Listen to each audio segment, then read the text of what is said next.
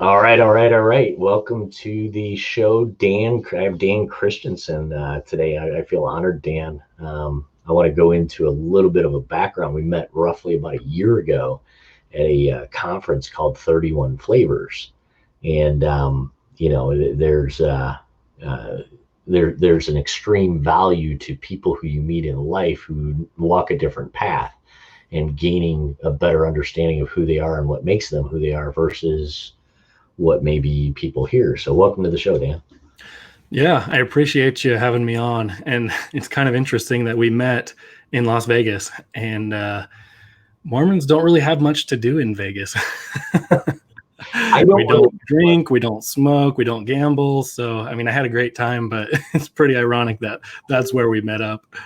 yeah, I don't really have much to do in Vegas either per se, but it was a good time. I mean, it was an industry conference, and I wanted you to talk a little bit about what you do, who you are professionally, and then get into the personal side if that's okay. Yeah, absolutely. So, right now, I run a digital marketing agency focusing on search engine optimization. Typically, my clientele is in the home service industry, anything with kind of a local flair to it. And then we also run Facebook ads, Google ads, you name it, build websites, all that kind of thing. And it's interesting that in going back to Vegas, we obviously met, and that's kind of how me and you got introduced to each other. And I've had a lot of those relationships that have stayed strong, even though what we actually learned, I put into practice, maybe 5 to 10% of what I learned, but those relationships are huge. And so in our industry, especially where we're kind of come across as hermits, like we're behind a computer all day and we're doing that kind of thing, these relationships are actually really important. So I'm glad you and I have kept in contact, and you're willing to have me on today. So I appreciate that. It's kind of funny because the people who are subscribed to this show, Dan, have no clue what you or I do for a living. And it's hilarious because I'll get all of these negative comments on different social media platforms about internet stuff, and I tell people I do the internet for a living, right? And then they come at me with all of this just garbage, right? And it's this, I don't know, this herd mentality stuff. But we can talk about that behind the scenes. But let's transcend that into or create a segue there.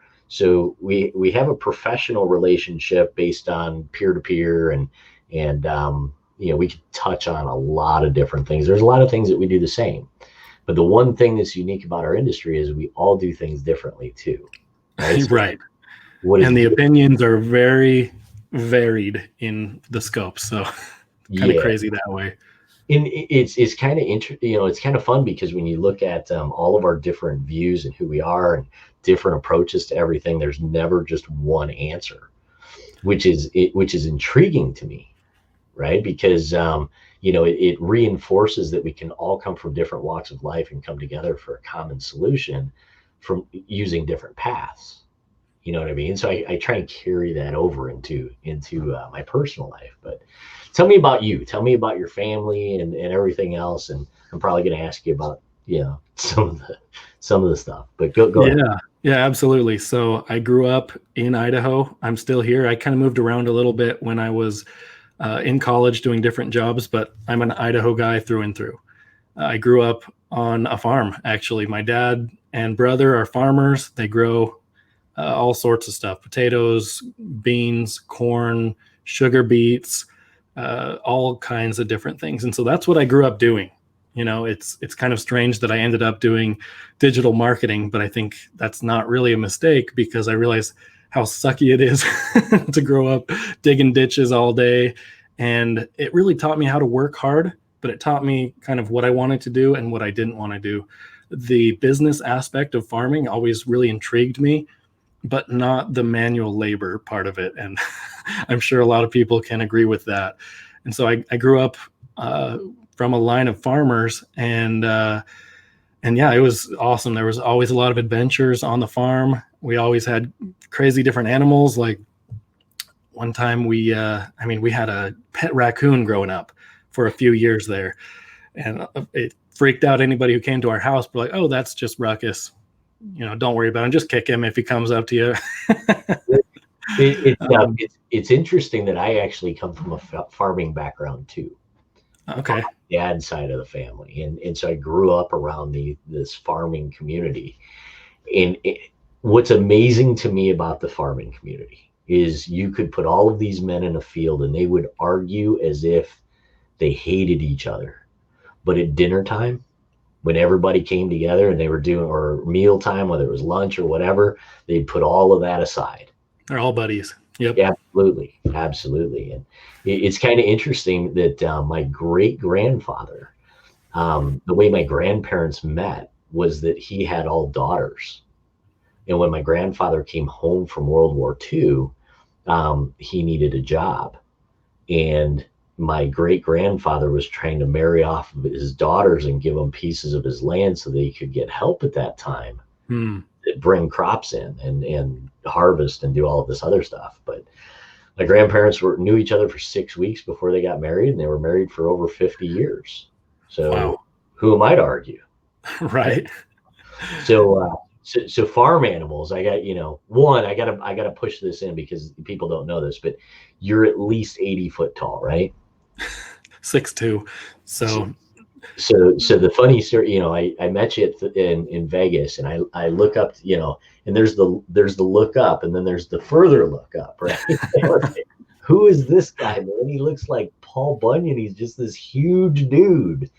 But you have like this physical presence that, and then when I heard you talk the first time, I was like, this might be one of the kindest people. You know what I mean? And I'm not trying to kiss your ass, but as I heard you talk, and you were very meaningful in what you said, and you were very, very thoughtful. I was like, this is just a good dude, you know? yeah, especially in business, it can be a good thing because the clients that I've gotten appreciate how sincere I am, and I'm going to go above and beyond for them. But it also can work against me because clients try and always get a good deal, and they try to walk all over you at times, and it really, it can work against me a little bit because I want to hook people up and I want to do the best job I can for them. But there's also a time where I've got to put my foot down and say, sorry, this is what I've decided to go for, as a business person. And especially if they're in business, it's like, you're not going to let your clients walk all over you. So why are you trying to do that to me, type of thing, Yeah. But yeah, I've always been this way. I don't think it's something that I've like worked on or tried to be. Like, I've always just liked people, and I want people to like me. So I've always been just a nice guy, I guess. But part of that, just as a religious person, you want to treat people how they should be treated. And you hope that they reciprocate, but even if they don't, that's not a big deal. Because Did you yeah, ever hear the restaurant client or prospective restaurant client story that I shared? no, go for it. So customers are tough, right? And they're always just trying to haggle with you and everything else. And I'm sitting with this fairly large local restaurant chain, the dude that's in charge, and I'm not going to name names, but I went in, and this guy just came at me and he said, I want you guys to do, 3 months of work for free. And then if I like what I see, I'll go ahead and sign a contract. Oh boy. And this was, way back in my early days. And I was pretty hungry back then. But I'm also pretty spry, Mm.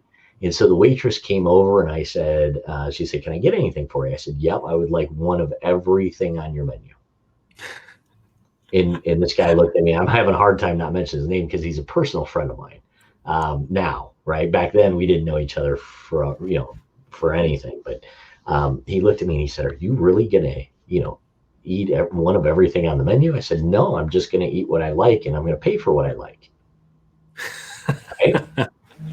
And he said, well, you can't do that. And I said, well, neither can you. Right? So let's have a realistic conversation, and let's, rub two nickels together and try and form a dime. But, don't expect me to come to work for you for 3 months in a large account.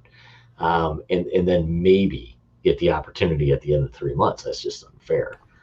But yeah, so I share that often with people because the look on his face and then the realization, because he was used to being this, I think they probably have about 40 or 50 restaurant locations here in the Twin Cities. So Okay. they're not a small company, but at the same time, they just wanted me to somehow prove myself, which is great, but not for free. You know, Yeah. Yeah. yeah, It's interesting that you bring that up because I read this year a book called Never Split the Difference. Have you heard of that? I have. About it's okay, yeah, it's from an ex FBI hostage negotiator, Mhm. and it's really popular. He sold millions of books by this point. But one thing that he says is like when you get demanded something, your response should be, "How am I supposed to do that? How am I supposed to do that? Can you just drop the price for a few months? How? You tell me exactly what services I should be cutting out because I know my prices. Do you know yours? Are you letting people, so make them explain to you how exactly you're going to make it work by cutting your own price down, cutting your margins. How am I Sure. supposed to make that work, man? So that's kind Here, of, go ahead. here's another good one for you. My great grandfather, the same great grandfather, owned the local hardware store in Lyons, Ohio. Be sure to look that up on a map because Okay. they, they still have 200 residents in the whole town. But my grandfather or great grandfather, he owned the local hardware store, and he told me this story, and he said, a guy came in and he wanted to buy a bucket of nails, but he couldn't afford to pay. I mean, this is a big, like 5 gallon bucket. He couldn't afford to pay the $5 for the bucket of nails, and he said, if you could just sell me that bucket of nails for $3, I won't tell anybody. And my great grandfather's response was, if I could sell you that bucket of nails for $3, I would want you to tell everybody. Right. Yeah, exactly. And that's business. But so tell me more about the farming stuff, right? Because I'm always intrigued by it, and I want to tie in a little bit of your religious beliefs. So, build through the personal life, right?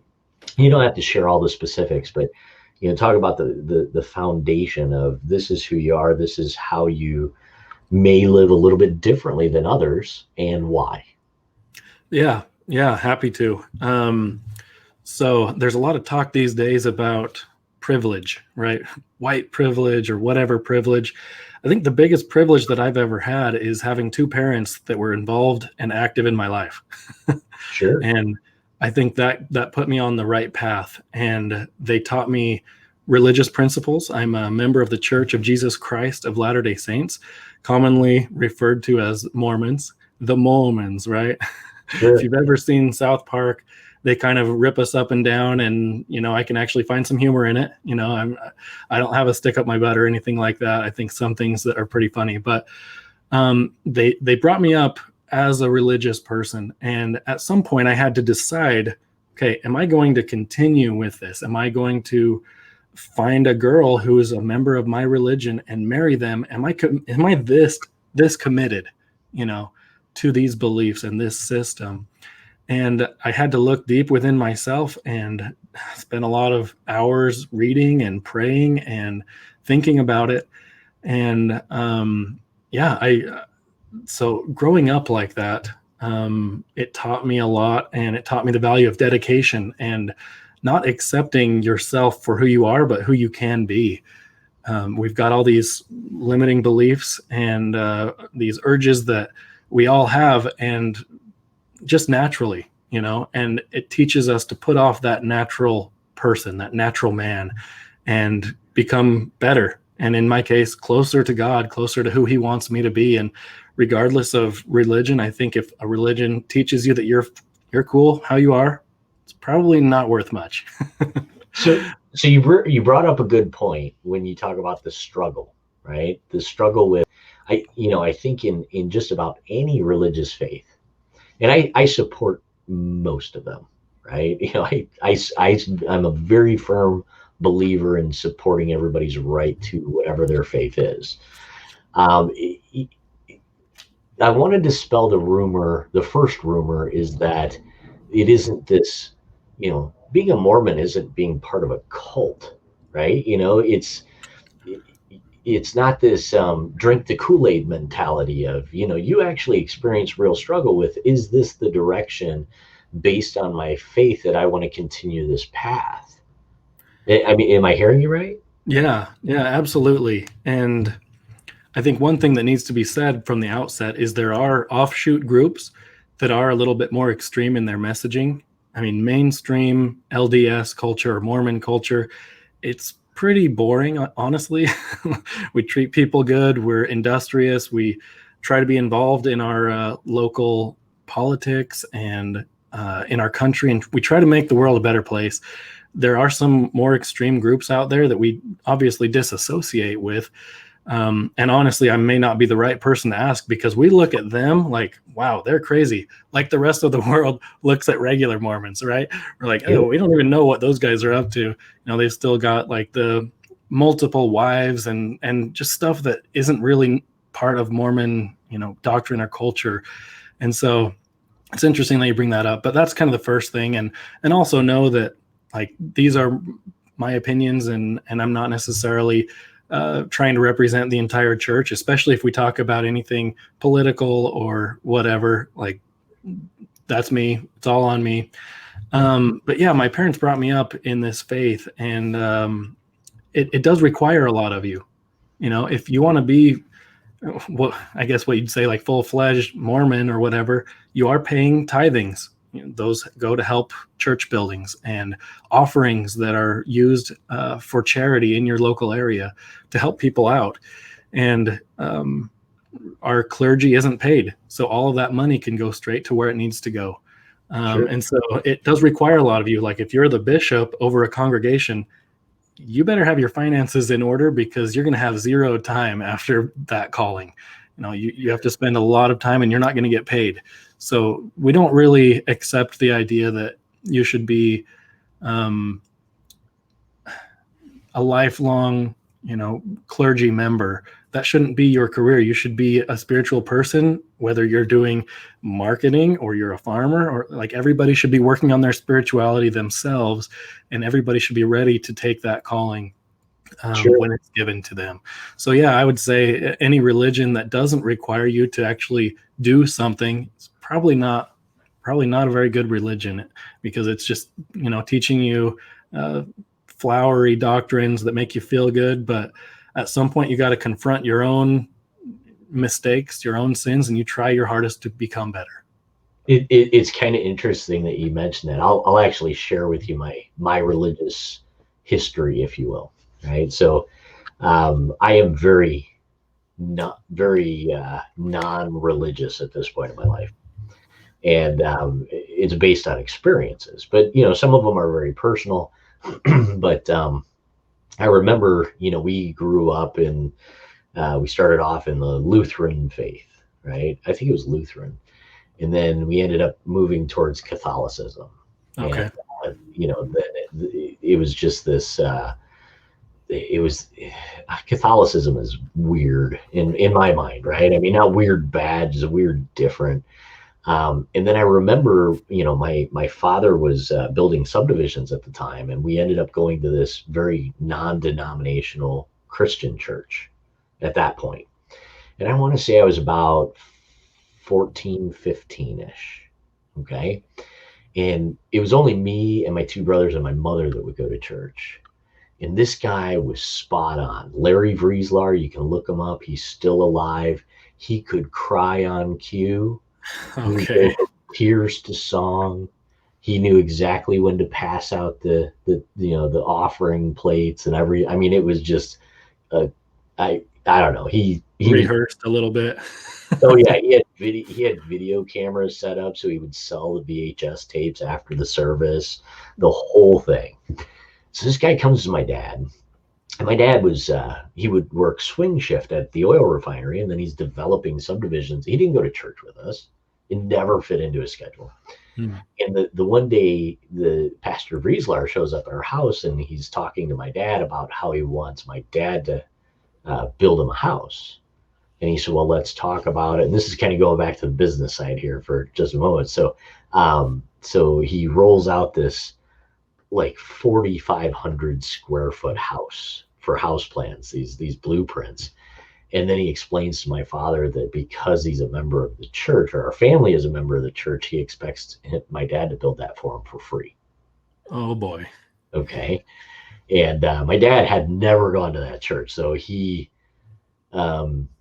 not physically, but very, he kind of pushed the pastor out of the house with words, if you will, right?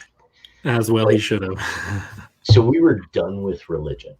Okay, we were done with religion, and my dad said, I'm not going to share that conversation between him and my mother, but so I went without religion for fairly extended period of time until I found myself as a full-time single parent, and then I said I felt that it was important to expose my son to religion. Okay, so he was about 12, I think, and I just started talking about, hey, I should really expose him to this, figure out whether it's whether it's something positive for him. So we found this church here in Minnesota, and it was another like non-denominational. They play music and do all kinds of stuff, and so I showed up the first time, me and Andrew, and then we filled out this like application for the church. Okay, now you'll appreciate this in business from a business standpoint.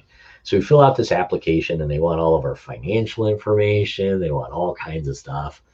And then the next weekend, or the next Sunday that we showed up, immediately after the service, the pastor wanted to talk to me. And we're just outside doing the whole meet and greet or communal thing, whatever. Again, I'm a very non-religious person, so I don't know the right terms, but this guy actually said, "Can I talk to you for a second?" I said, "Yeah." And he said, "Hey, I don't know if you know about the house that we're building for the missionaries that are coming through, like to, give them a place to stay when they're coming through town." I said, "No." I said, "I'd be happy to help with whatever I can." And he said, "Well, it's going to cost us about $220,000. I said, "Great. How can I help?" He said, "Well, give us $220,000.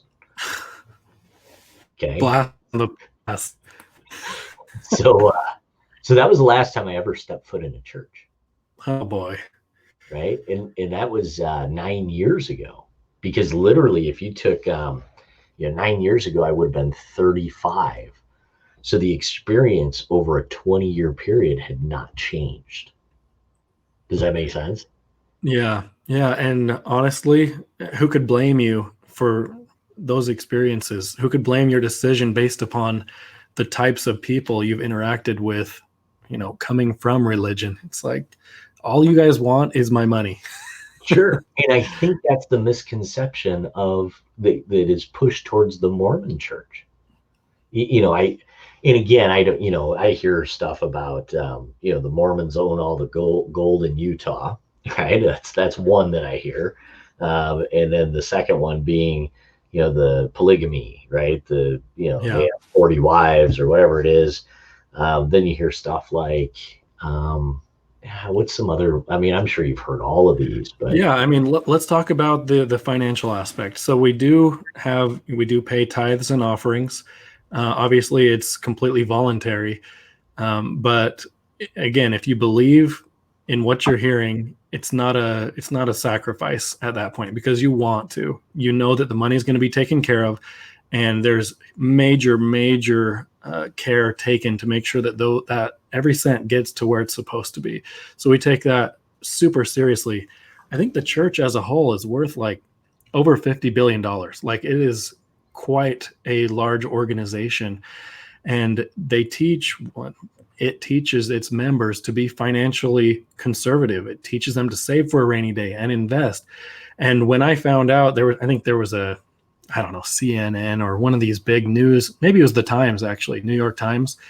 They did a spot on the Mormon church and how rich it was and all this. And I thought, that is awesome that they practice what they preach, that we practice what we preach, that they're saving for a rainy day and investing and continuously putting that money toward the things that are the most important to us. Building church houses and temples and helping the poor in our communities. There's not a lot of emphasis put on how much the church actually helps out in our local areas.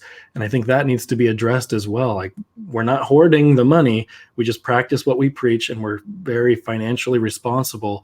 Of course, we're going to have some cash to throw around. So isn't it amazing how easily people are prone to attacking other groups that do as they say? Well, yeah, and especially in a monetary way, we've vilified anybody that has been successful person, like as a person or as an organization. Oh, Apple is just so evil because they have all this money. Well, no, if they're engaged in evil practices, that makes them evil. It's not just the money amount that makes them evil. Bill Gates, Steve Jobs, all these people, oh, the Mormon church has $50 billion worth of assets and stuff. Yeah, you know what? One of my good friends went to Florida and worked on a farm, this huge ranch that the Mormon church owns, that has thousands and thousands of head of cattle. And he worked as a cowboy over there herding cattle. And guess what they use that meat for? They use it to help their communities. They use it to, like I said, practice what they preach, save for a rainy day. And we have the resources to make it through financial hardships. And guess what?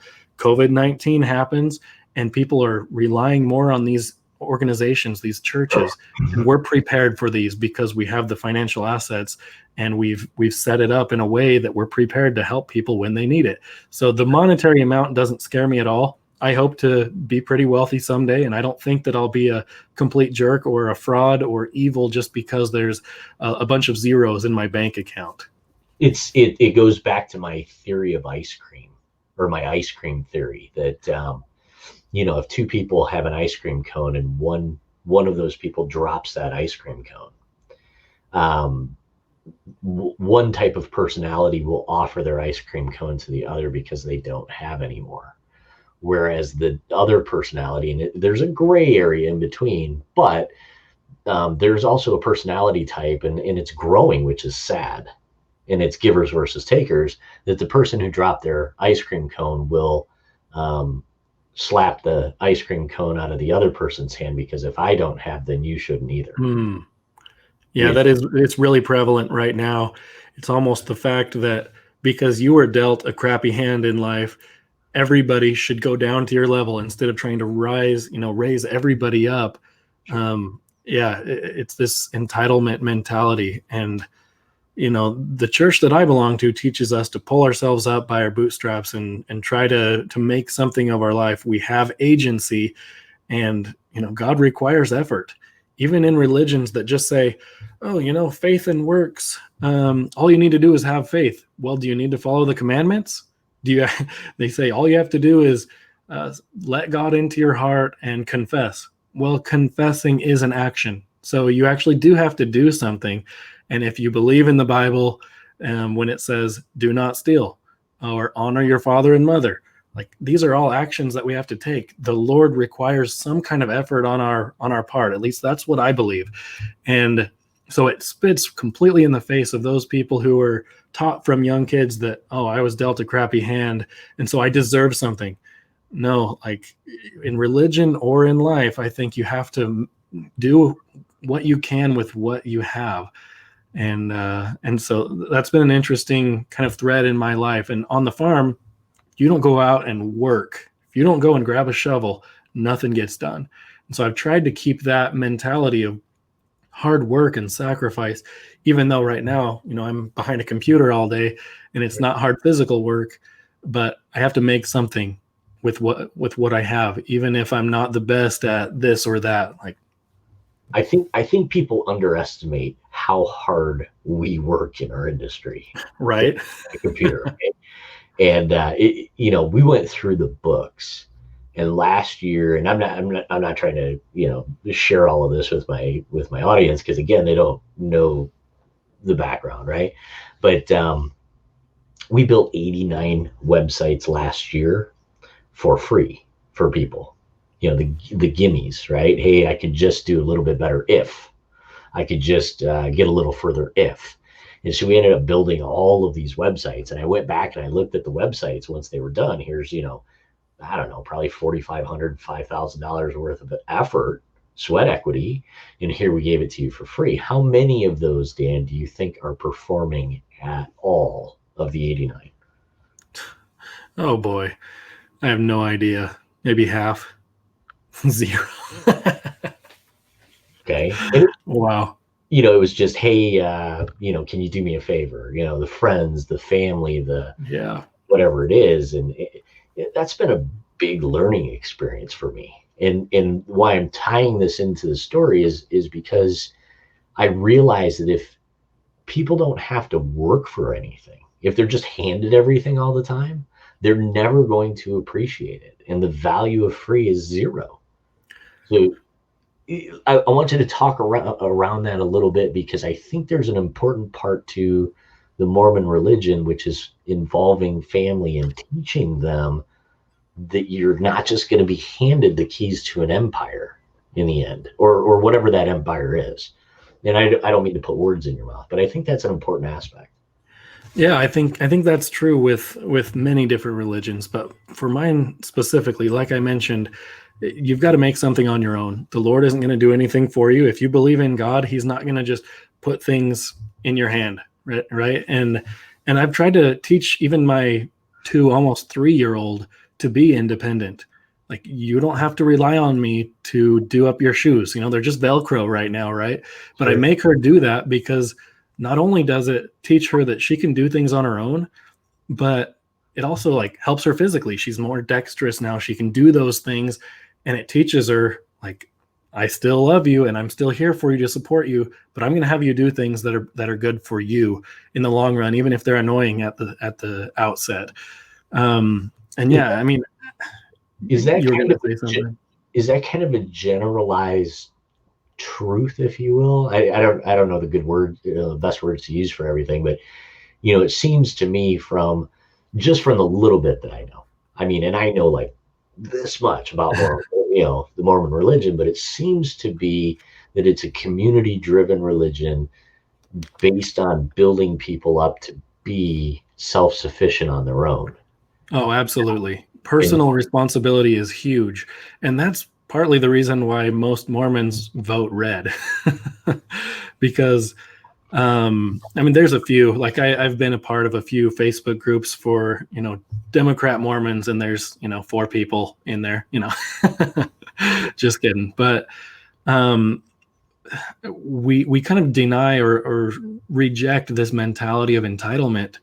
And that's one reason why we talked a little bit about, if you're given something, um, it doesn't teach you anything, right?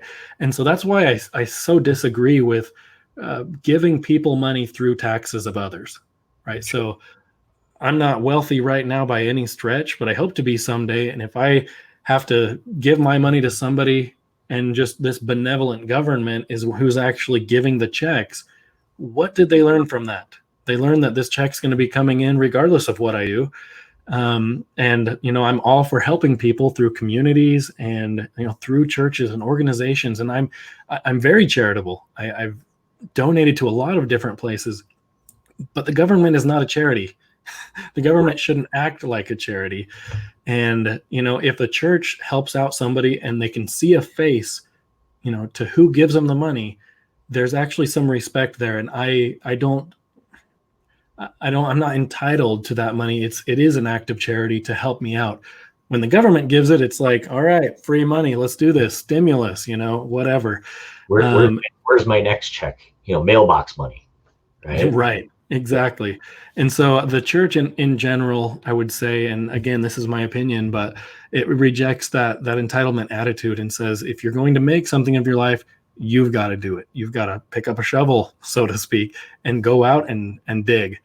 And so, yeah, I think that's something that I'm trying to inculcate into my family. I've just got one little girl, and she is pretty independent already, but I want to make sure that, our love isn't contingent upon what you do, but here's what will actually help you the most in the long run. And teaching her to make something of herself. I just find this idea that comes these days. We've talked a little bit about this entitlement thing, but it's almost like people are, how should I say this? I think telling my daughter, let's say the feminist track, telling my daughter that she is always going to be picked last or passed over because she's a girl. She's all have to is, and she's always going to be 30% less than men and different things like that. Some facts may be true with that, and I'm not denigrating an entire movement. I'm sure there are people with well-meaning, but I believe that empowering her and saying you can do anything if you're willing to work, you're just as good as those guys. You know, you're not going to make it in the NBA. You need to know your limitations. Right. But I'm going to empower you so that you are strong and independent, and you don't feel like there's this weight on your shoulders and, oh, well, if I don't get picked or whatever, I'm going to blame it on the fact that I'm a girl. I don't Sure. think that's a healthy way to grow up. And the church teaches you that, especially from a young age. And so that's something that I feel like I would love to pass on to future generations. It's very noble. You know, take the religion out of that. You know, what you just explained to me, Dan, is something that isn't being taught in the majority of households right now. People are being taught that they can't do something because, and I'm trying to get away from, the political side, right? But they're taught to that they can't do something, or if they don't achieve something, it's based on their faith or their race or their gender or whatever that is, and it just it makes the hair stand up on the back of my neck. And I always share, this is a great share with you too, that I've posted in other videos, but my son is mixed race. Okay, so he's half white. He's 1/4 Mexican and 1/4 black. His mother was half Hispanic and half black. And when he was, I don't know, he was probably 12, 13, somewhere in there, he came to me and he said, Dad, what am I? And I said, what are you talking about? Right? What are you talking about, buddy? What do you mean, what are you? And he said, am I white? And I said, no, yeah. And he said, but am I black? And I said, yep. And he said, am I Mexican? And I said, yeah, you're that too. And he said, but Dad, when I'm at school, I have to choose one of those. I said, well, just tell everybody you're American. Right? Right. Because in the end, it doesn't matter. But I was actually amazed as a parent, and I never realized that. When I married his mother, it was about love, right? And then we have this beautiful child. And I never realized at the point that he was born how many struggles he would have walking through our society, and now, right? So I taught him the same way you're teaching your daughter. That was maybe I was a little bit more harsh because military, right? Anytime he would say I can't, I'd make him do push-ups. And he's not going to do that. But it just amazes the whole idea of what we find to be acceptable within society right now versus right. So acceptable and right are two very different things. Or I don't know if I'm saying that right. Does that make sense to you? Yeah, absolutely. So what happens when your daughter reaches that point? You know what I mean? How, I'm tying that back into the religious side, because I'm assuming, and I hope this doesn't happen, right? I hope we find ourselves in a position within a society, which I just don't see happening soon, that your daughter can go through life and not be ostracized or judged based on good morals and great ethics. I'm going to give you the floor to talk about that, because I think that's an important aspect of not just the Mormon faith, but any faith being brought. I think faith is under attack. Yeah, it is. And Mormons are maybe especially prone to be more patriotic and fight for religious freedom, because I don't know if you have looked up the history of the church or anything, but we were literally kicked out of the United States in the 1800s because of our religion. And the polygamy thing at the very start, people didn't understand that, even though it was going on in society. It wasn't just a Mormon thing. And not to mention, Mormons were concentrated in Missouri, which was a slave state, and Mormons were anti-slavery, right? So they were worried that the Mormons would flip the vote and they would abolish slavery. And And so there were mobs, and they were literally driving Mormons out of homes, burning them down. I just read a horrific story of this mother whose house just got burned down by the mob, had to walk 2 miles in the snow with 2 kids, and her feet were bleeding, and it was horrific. And this happened in the United States of America, right? So if there's anybody who is an aggrieved religion or person, yeah, there's plenty of minorities in the United States that actually have been treated horribly, but you won't find the Mormons completely complaining about their part in society, because we feel like it's a blessing to be here. We feel like we can fight for our religious freedom and teach our kids, the gospel as we see fit. And we're very kind of me personally, I'm more libertarian leaning. I'm not going to enforce any of my beliefs on anybody else as long as it doesn't harm somebody else, right? As soon as you're willing to go violate somebody else's rights or commit violence against somebody, you do what you want, And so I think people were a little bit maybe turned off by like Mitt Romney when he was running for president, because people are like, oh, is he going to outlaw alcohol? And because Mormons don't drink alcohol.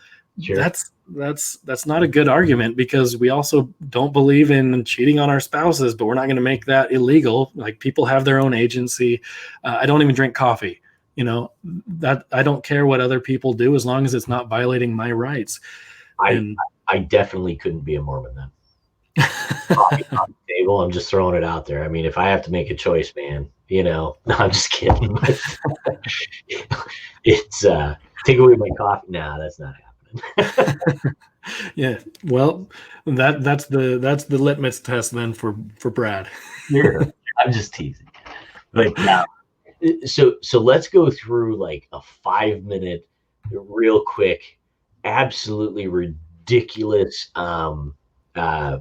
rumors. Let's dispel some rumors, okay? Because I think that's important, because most of the people that watch this are looking for that as we're going through and we're defining and giving people the opportunity. So I don't know what all, I've heard some of them. Like when I told some people that you were going to be on the show, they're like, ask them about the aliens, the star people, right? And I'm like, what are you talking about? I couldn't even find anything on it before I brought you on, but I'm like, I guess I'll ask you, are you setting me up for failure? Like, is this a real thing? Yeah, so I think, first of all, let me lay a foundation of what we believe in for 2 or 3 minutes. Sure. And get us to where we're at.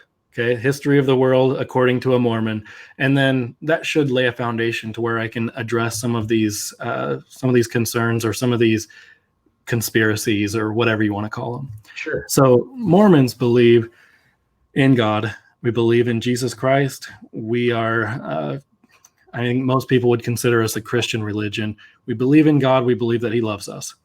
The fact that He loves us allows Him to teach us through prophets. So if you go into the Bible, you've heard of Abraham, Moses, Jacob, Isaac, all these different prophets. That's one way that the Lord expresses His love for us, is He wants us to know the gospel. He wants us to know how to follow Him. And once in a while, people would reject the prophets and kill them, right? So there were these periods of time with prophets where the Lord could express what He wanted to the people. And once in a while, there was these periods of apostasy, or where there wasn't the word of God in the land. And then, that happened for eons, right? And then obviously it culminated in Jesus Christ. He's more than a prophet. He's the actual Son of God. And He was essentially murdered. He was crucified for us. And all that comes along with that. We believe in Christ. That's the main facet of our religion. That's where everything is centered upon. And then they killed Him. They killed His apostles. We get the Bible, but there was another apostasy where there wasn't the truth of God in the land. And in the 1800s, that's when this boy named Joseph Smith had the question of, all right, what's going on? There's this revival of all these different religions. You mentioned Lutherans. We could go through, dozens of different, even just Christian religions. All of them teach a little bit different things doctrine-wise, right? So this kid named Joseph Smith, he's 14 years old at the time, and he's like really worried about his soul. He's like, I'm reading about baptism. I'm reading that this is the baptism, this is the way to do baptism in this church, and this is the way to do it in that church. It's a saving ordinance, right? It's a saving right. How do I do it? And if I make the wrong decision, am I damned to hell? Sure. So can you imagine that? And so he actually went and he read a passage in the Bible in James that said, if any of you lack wisdom, let him ask of God, that giveth to all men liberally and upbraideth not, and it shall be given him. And so he said, all right, well, I'm not getting what I want from these pastors, and I'm just more confused than ever. So he asked God, and we understand how the story can be taken, but we actually believe that Joseph Smith saw God the Father and Jesus Christ. Okay. And it sounds heretical to a lot of Christians because they believe that they're one and the same. But if Joseph Smith's account was accurate, there was two beings there. God the Father and Jesus Christ are separate. And they looked like human beings. They're not a spirit or an essence or something. They're actual physical human beings, or at least in the likeness of human beings. And they said, it's time to restore the church that Jesus Christ organized on the earth. And you are going to be the prophet of this next period of time. So just like before, when there's these periods of prophets, apostasy, prophet, apostasy, this is the last iteration on the earth where there are prophets on the earth. And Joseph Smith would be the first prophet of what we would call a dispensation, or a period of time where the word of God is alive and well. And we believe in ongoing revelation. Okay, so there's been an unbroken chain since Joseph Smith of who we consider to be prophets on the earth, and they receive revelation, and they tell us what to do as far as church goes, as far as the organization of the church and how to live our lives, essentially. And there's principles, doctrines, and then there's the culture and opinions, and that's kind of the stuff that a lot of people want to focus on, but it doesn't have anything to do with the doctrines that we teach. And so would you say that there's one of the clear distinct differences between, say, the Lutherans or the Episcopalians or the Methodists is that continued prophecy? Yes. So there are some religions out there that say, okay, the Bible is all we need, and we don't need revelation now. Like, angels don't come to the earth anymore, and why would God talk to a 14-year-old or whatever? We could ask the same thing about Samuel in the Bible, who was just a boy when the Lord spoke to him, And so if you believe in an all-powerful God that knows better what to do with the world than we do, you have to allow at least the possibility that he could do this. And God doesn't want us to be in darkness. I truly believe that. He doesn't want us to be confused and constantly like scratching our heads. That continuous revelation, that stream of revelation is important. And I believe that God is the same yesterday, today, and forever. And even though he explains things slightly different based upon who is in charge at the time, in a different way, that it's an eternal principle that we can all receive personal revelation in our lives, and the prophet can receive personal revelation on behalf of the entire church. And many Christian religions would say, no way, that's not possible. In the book of Revelation, it says, there won't be any more after this, which is easily, we can talk about that, but it wasn't even the last book written. And so that can be kind of discarded as a reason to think that, but go ahead. So one of the things personally, right, in my walks of life, take, from the religious, take the religion part out. But one of the reasons, would you agree that I am probably one of the most blatantly forward people you've come across?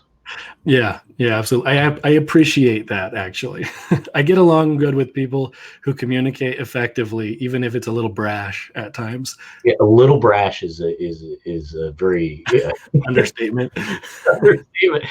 But one of the things that I actually decided years ago, because I was just tired, right? In part of trying to, everybody goes through periods where they're just tired, you know what I mean? And so one of the things that I came up with, because I was always finding myself in this constant argument, and it's interesting because I'm going to talk about politics for just a moment. The left assumes that I'm on the right, and the right accuses me of being on the left, right? Because I am I call myself a very devout independent, where I just apply common sense, right? So one of the arguments that I had going through, and I finally just put an end to it, is I said, it is not my job to prove that I am right. It is your job to prove me wrong. And if you're too lazy to do that, that is not my fault. That is all yours. And you would be amazed at how much pushback. Well, show me where this is, especially on like social media platforms. Show me where this is this. No, I just said it. Okay, go do your homework. Right. And come back to me when you've educated yourself, because I don't make, while I make very pointed statements, and I do that, it's headline baiting, or it's slapping somebody in the face to get their attention, and then trying to create a voice of reason. What I realized is there's this tendency now where if it doesn't sound easy, if it doesn't make sense to me, I'm just going to push it away and call it evil, right? So, and the reason why I'm bringing that up is because, we start talking about this person, and how one, Joseph Smith, one person has to be wrong because I don't see the vision. Okay, and in some people's minds, it's not acceptable that a different vision could possibly exist. If you talk to a Lutheran and a Methodist, they will actually probably not like each other if they're very devout within their faith based on their faith. Right. And I'm like, wow, you guys all are kind of up from I mean, there's little subtle differences, but why can't we just come together? Why can't we just, why can't I put you and me and a Methodist and Episcopalian and somebody from the Jewish faith and somebody from the Muslim faith and somebody from the Buddhist faith, and figure out how we all just find common ground? Yeah. And it's interesting because our values are probably 90% the same, regardless of which religion. Even atheists, they don't believe that you should just be able to go kill people. And, we have a lot more in common than we think. But if you have an R next to your name, or a D next to your name, or you have a Mormon, and a Lutheran, or like you mentioned, all of a sudden we divide each other based upon those things, even though the values that we have just as Americans with a common culture would all have in common. Is it because I find it just crazy.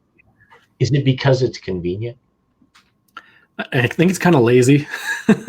It's easy to just say, you're a Mormon, therefore you believe this, and not actually face to face, like we're doing right now, talk it through, find out what they actually believe. And there's a lot more nuance I've found in the world than we hope there is. Because if I can just paint every person who disagrees with me as a lunatic or evil, then it's a lot easier to put them in their box, whereas most people, left and right, religious, non-religious, we have a lot of the same values. We approach them very differently, though. And like, let's just say the tax thing, for example. I don't think liberals are evil for wanting more taxes. Like they want to help. They want to be sympathetic to the poor people. We want to go about it very different way, in a very different way to help those poor people. Sure. We want them to be responsible and self-sufficient and help when we can, and use, community groups and charities to help those types of people. And it's very interesting that those who are on the right side of the aisle give more to charity across the board. It's insane. Sure. So it's not that these people are hoarding all of the money. They're willing to give it. We just don't think that the government is the best medium by which we can help, the poor people or whatever. The government has never been good with money. Right. So, I always tell people that the government is like a crack addict. And, if they have a few extra dollars, they may give it to you. But in the end, they're just looking for their next fix. And, that's a terrible analogy. But, it's, again, I mean, like I said, the left accuses me of being a right, and the right accuses me of being a left, and I'm like, I don't like any of them, right? I mean, I Let's just start over. I just, and it's kind of funny because I think that the reason why I don't like the government as much as I do is because of that divisiveness versus community, right? And I'm sure you've seen this in certain things that I post where, I will never join, I'll never become a Democrat or a Republican because I've never wanted to join a gang, the Crips or the Bloods, right? Which is matched up by color, Pretty and they're much. always pitted against each other, right? So when you look at just the commonality and, I, to be honest with you, Dan, I think religion is in trouble right now. All religions, right? Because I think that, I think that we found ourselves in a position where we're not talking about growing, and we're not talking about bridging the gap. We're not talking about helping everybody for all of the right reasons. And I think that we're going to experience what's happening now 10 years from now. I mean, it's just going to play out that we've created this divisive world that I think harms everybody equally.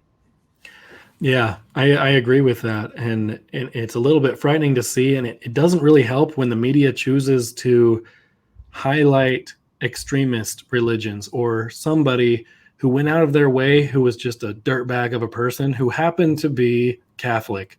Okay, well, thanks, but have you interviewed anybody who was a good Catholic lately?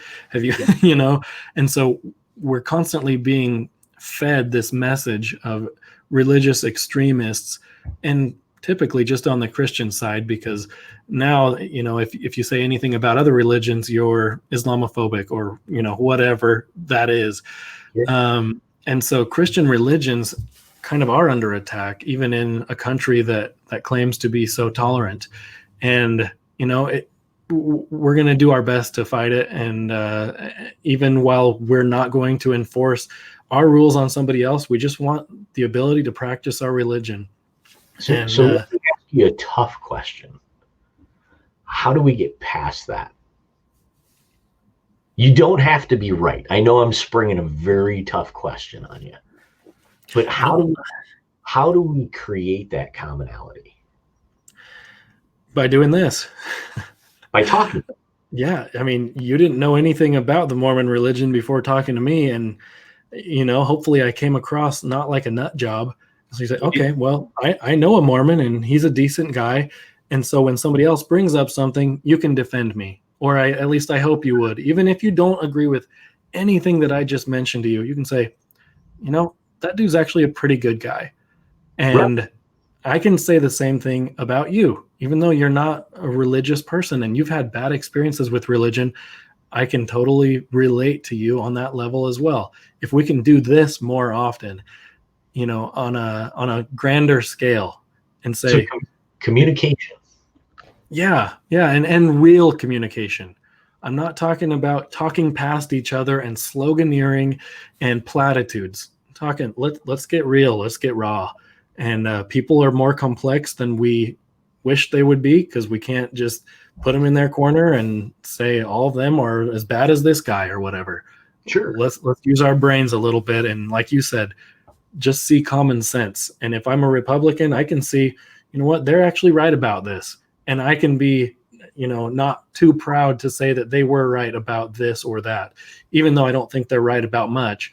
I can at least concede that I don't know everything and my way isn't perfect. Let's talk about it and come together in some way.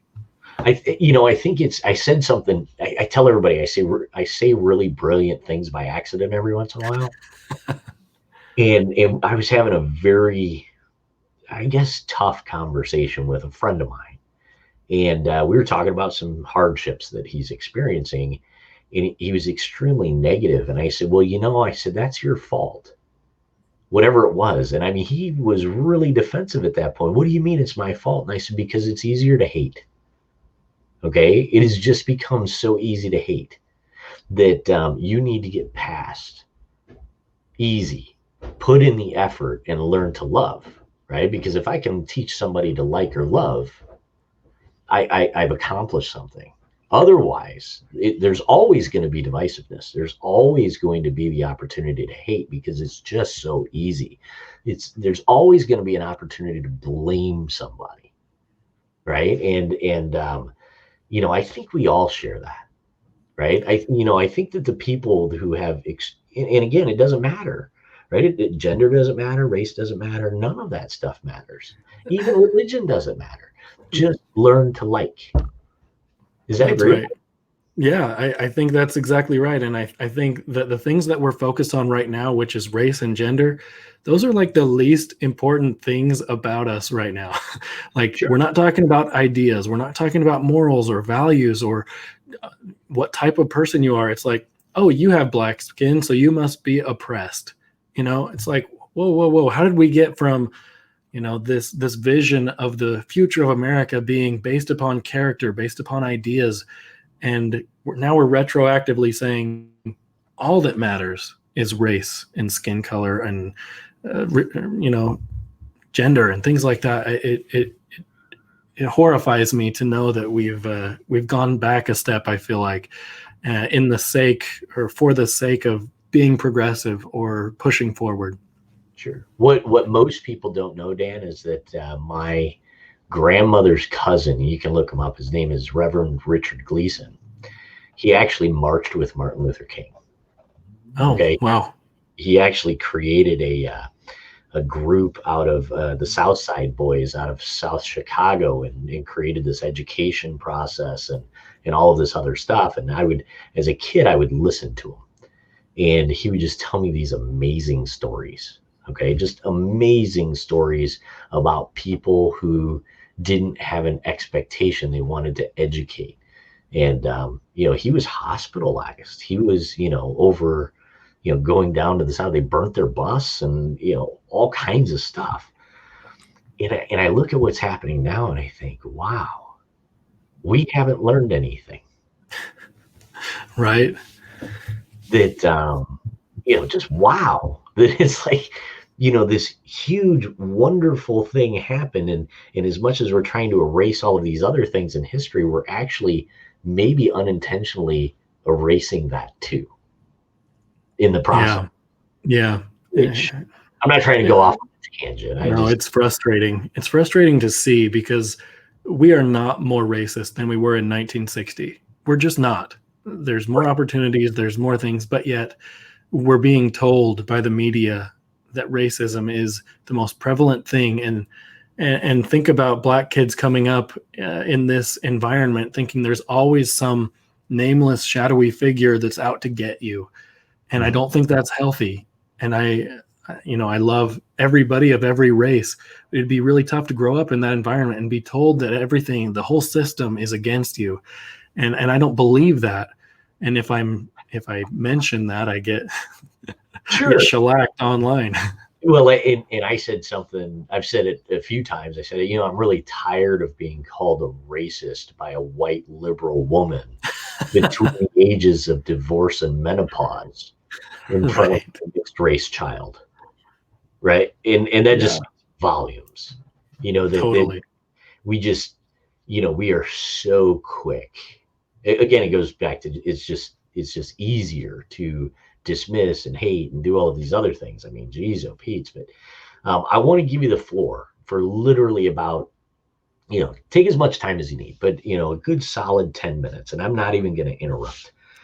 But if you had to, for the next 10 minutes, talk about, what that, talk about your faith and how, talk about what you want people to know, kind of close that show within the next 10 minutes of, this is who we really are. This is why we are who we are.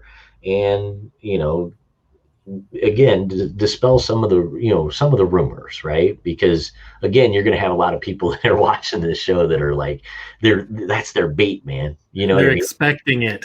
Oh yeah, they want you to drop bombs that you didn't show up today in your alien suit, worshiping alien creatures, that you own all the gold and in Utah that what's the other one that I saw something about ancestry.com. You're just collecting DNA or something, I don't know. Oh, yeah. Okay.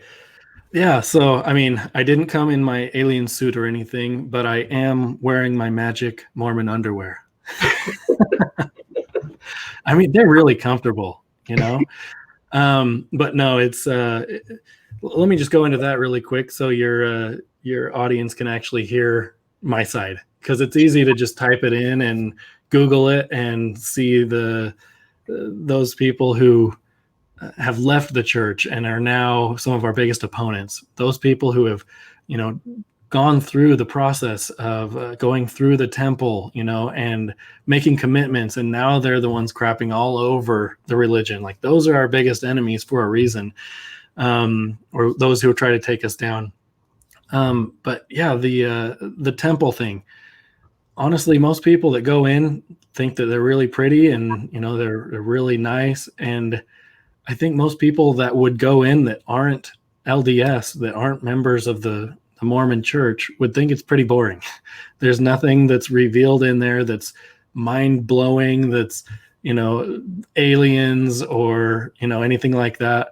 I would think most people would probably fall asleep during, our little presentations and things. It's simply a way that we can go out of the world and into a place where we can just think and meditate about God, what he wants for us. And once we go through the temple, we receive a blessing. And then that's when we start wearing the undergarments. And a lot of religions have, symbols or things that remind them. It's simply an outer expression of an inner commitment to God, to Jesus Christ. And whenever I get out of the shower, I'm changing, it just reminds me to think about something other than myself. I literally put on the clothing, and like I said, it's not a secret anymore. Like, you could go Google it or whatever. It looks like just a undershirt and some boxer briefs. It's not anything that's too crazy. So what was that? It's meaningful. So the Mormon underwear is a real thing. It really is a real thing, and I'm wearing it's just an undershirt and garments, and it is a real thing for those who have been through the temple, just to remind us of the commitments that we've made. Because there's church buildings that we go to each Sunday, but the temple is kind of a different spiritual level. You go and you make commitments like the law of chastity. We're not gonna, once we get married in the temple, we make a commitment to God that we're not going to cheat on our spouse. We're not going to do those sorts of things. And so it reminds us of that commitment. And there's nothing crazy that goes on in the temple. There's no I've heard oh, well, what about all the sexual stuff that happens in there? Nothing. That doesn't exist. That's just completely false. And like I mentioned, there may be other religious groups that claim to be LDS fundamentalists or whatever, and I don't claim to know anything about them, but mainstream Mormons have nothing to do with that. We literally just go ahead. There was one of my buddies said something about there was a show or something about some extremist group on one of Discovery Channel. I don't really watch, It was probably the Waco thing. Okay. Yeah, I don't know. Something about leaving the church, or I don't know what it was, but anyway, so so you're not raising goats, I guess, to take them into church on Sunday to sacrifice them, right? Nope. But depending on how long this pandemic lasts, I might sacrifice them and put them in my freezer. Sure. No, but yeah, I think most people want to believe that there's some crazy thing that the Mormons are doing and secretive about stuff. And honestly, we're pretty boring. We're pretty easygoing with people. You can talk to me about stuff, and there are some deep doctrine things. That's probably where your friend was saying the aliens or whatever. That's not taught in mainstream Mormon culture. Those are thinkers that have their own opinions on where God came from, and that exists in every religion. And so I wouldn't say that's part of the mainstream or anything like that. But as far as like, yeah, the undergarments that we wear, those are real. Those are for. I learned that today. I thought you were joking when you said that. I thought you were making a joke like about Mormon underwear. I'm like, what the hell? Yeah. But, yeah. And so it's one of those symbols that we have that, that a lot of people wear a cross around their neck or whatever. That's It may be a fashion statement, but it's just to remind them to follow God. And I feel the same thing about that. It's just like my commitment to God is important. And so I'm going to wear these to remind me of that. Interesting. That's it. I'm going to have to look that up after the show. I mean, yeah. And once you start diving into Mormon stuff, you'll find so much that's like, what? Really? They believe that? Always remember there's plenty of people who are against the church and they're biased in their own way. So, contrast that with the actual church website and you'll find that, we're pretty mainstream as far as Christianity goes. We do have those differing thoughts about who God is. Like God and Jesus Christ and the Holy Ghost are all separate beings. We believe that. And in the Bible, like Jesus gets baptized, right? He's in the river. John baptizes him and he hears a voice coming out of heaven saying, "This is my beloved son." Where did that voice come from? If Jesus and God are the same person, then that'd be like a schizophrenic situation. I guess me not being real intelligent too. Are there actual religion? I mean, I can't remember. Within my religious experience where God and Jesus were one being. You know what I mean? It's very common, actually. Really? Yeah. So, like for example, and again, I wouldn't say that I'm an expert at every religion, but that's where a lot of pushback comes from online, where people are harassing me or whatever about religion. It's like, oh, you guys believe that they're all separate beings and that goes against my religion or whatever. And it sounds so silly saying it like this, but they believe that God is a spirit. Like he's not a physical presence. And I believe that God is all powerful, so he can do whatever he wants. But like I said, if he was standing next to me, he'd look like me, maybe more handsome than me, but like Jesus Christ is a different person. And then the Holy Ghost actually is a spirit because he can dwell in us and, help us out and stuff like that. So those are a few differing things about our religion that most people, and again, the prophet thing, that the ongoing revelation, we believe there's a prophet today. You should look him up. His name is Russell M. Nelson. And he was a doctor and he got called into the church, and he doesn't make money being the prophet, even though it takes all of his time. Sure. And it's interesting to look at some of the, revelations that they have gotten. Like in the 90s, there was a revelation about the family and how we should be seeing our role as family members and the importance of gender and the importance of these relationships, that they will go beyond the grave if we're committed to each other. And that was not a controversial thing back then. But right now, it reads like a freaking revelation. Like, man and woman are created in the image of God, and here they have divine roles and responsibility. Gender is important. And obviously, like I said, if somebody outside my religion has some issue, I'm not going to judge them. I'm going to support them, and I'll call them whatever name they want to be called. But it goes to this framework that we've been given. If we understand the end from the beginning and this plan that God has for us, we see it in a different way. That in my inner commitment should show that. I did a show with a friend of mine who has a very unique perspective about gender fluidity and all of this other stuff. And I never published that show. I never uploaded it to YouTube. And the reason being is because she kind of pissed me off, right? In the whole process. And about halfway through the show, she was just so argumentative. I said, that's fine. I said, here's the deal then. I said, I want you to call me King Rain Man, who rides a unicorn and sprinkles fairy dust over rainbows looking for pots of gold for the rest of the show. And she would go in and she'd say my name, and I'd say, no, you didn't get that right. right? And then I started pushing that back on her, and it turned into a terrible episode that I just literally deleted at the end. But you bring up a great point that maybe we're moving, or we're trying to move faster than can actually happen, right? I don't have a preference as far as if you want to be called whatever you want to be called, that's fine.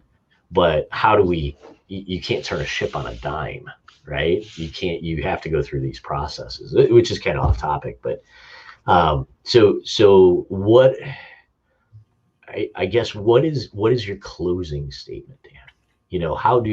Let's assume that somebody watches this, right? And says, hey, I really want to explore my opportunity to learn about that faith. What's a good source? Yeah, I mean, anybody can message me at any time, whether to bash me or to actually learn about what we teach. But churchofjesuschrist.org is the website for the church. And I think that says it right there. We're the Church of Jesus Christ. We believe that Jesus Christ organized the church that I belong to. And it's a kind of bold claim. And we understand how it comes across, but we're also not forcing it on anybody. Like we say, if you investigate our church, we don't expect you to just believe it. We expect you to pray and to find out. I mean, first of all, you need to find out if God exists. If he exists, if he doesn't exist, then great. I mean, religion is just something that teaches you some morals, and it may have a place in society, but none of it matters, right? If God doesn't exist. If he does exist, then we need to find out what he wants from us. Okay, we need to find out how to live our lives in accordance with his commandments. And like we mentioned before, there's tons of different religions that are all across the board on what he requires of us, right? So learning how to pray, learning how to receive answers through, the Holy Ghost, through the Holy Spirit. If you feel a sense of just overwhelming peace in your heart, it's hard to get that these days, right? There's so much going on. If you find that you feel peace while you're praying, that may be an answer, and God will work within natural means. He'll work within the framework that he created. And so if you can feel that peace, and God is all powerful. You could read something that really sticks out to you. You could hear a voice, even. Like, I'm not going to guarantee anybody hears a voice, but pray about the things that you're learning. Pray about it. And if it makes sense, or even if it doesn't make sense, if you can receive an answer from the most powerful being in the universe, then there's your answer. It doesn't matter what anybody else says. It doesn't matter how it comes across. This is my answer. And that's what I feel like I've received in my own life, because I would not be a member of this church if I felt like it wasn't correct. Honestly, I don't want to live a lie. I don't want to do all the things that it requires of me, because it does take a lot of time and a lot of effort. And I do commit to giving money, from each paycheck. And I think there's an opportunity right now too, Dan, right? That, I think there's a lot of people that are in a bad place that are, whether it's your religion or any religion, right? That now may be that tough spot that causes people to make a transition or choose a path that makes them a better person through their spirituality versus heading down a bad path, which is self-destructive. I would say, based on current climate, that now is probably as good a time as any with our current, whether it's COVID or politics or any of that stuff. That I think there's a lot of lost people that are they're lost right now. They're starving. They're starving for a reason to get up each day. I feel like there's this meaning void that was created when God is kind of taken out of our lives, it feels like. And it's for people who are depressed, or for people who will take anybody. If you're just not sure about where you're supposed to be in life, or if you're sure, we'll take anybody, and you're going to, experience the fact that we're not going to be judging people based upon who they are or what they believe in. We're here to add knowledge. And like I said, I think I mentioned it before, but once you have this knowledge, you're able to cleanse the inner vessel, and it makes it not hard to go and do these good things and Sure. to be part of the religion, because it's not like an external set of rules that are put upon you. It's, well, I've learned these things that are changing my life and how I think about myself. And so as a result, I'm going to do those good things. I'm going to give to charity. I'm going to serve my neighbor, regardless of what religion or whatever he is. I'm going to do these things because I've already cleansed that inner vessel and I know who I am. It's kind of funny because, that just actually brought up a memory that when I was young, I was probably 10, 11, 12 years old. I don't remember, but my uncle caught me throwing rocks at like a side of a building that was like just a beat up barn or whatever. And he came out and said, why are you doing that? Right. And he was angry. And he was the uncle that you never wanted to make angry because he was super nice. Right. But you just brought up a great memory. And I appreciate this because I haven't thought about what that situation for decades. But he said to me, he said, when you see a pile of rocks, son, you have a choice of whether you're going to throw them or if you're going to destroy something with those rocks or you're going to build something with those rocks. Wow. And he said, you better figure out how to start building stuff because anybody can throw them. Anybody can destroy something, but it takes a real man to build it. And that's huge. You just brought that back. I mean, literally, I have like chills going down my spine. That he's one of my most favorite uncles. And a farmer, right? I mean, I would spend weeks and weeks on his farm. But, thank That's you. Amazing. That's a great memory that you just brought back, which is outstanding. But I think we're ready to close this out, aren't we? Yeah, I appreciate you having me on. And anybody who wants can reach out to me and tell me if I'm wrong or learn more or whatever. Happy to continue the discussion wherever. I'm going to change my intro and my outro a little bit because I noticed that my intro and outro isn't necessarily conforming real well to some of the episodes that I'm doing. And then when I get done with that, I'll shoot you over a link to it. And, I'm going to share it out on my group. I think that this was a very great episode as far as sharing something meaningful and something that could benefit a whole bunch of people. Yeah, I really appreciate you having me on. All right. Thanks, Dan. Yep. Have a good one. You too. Bye.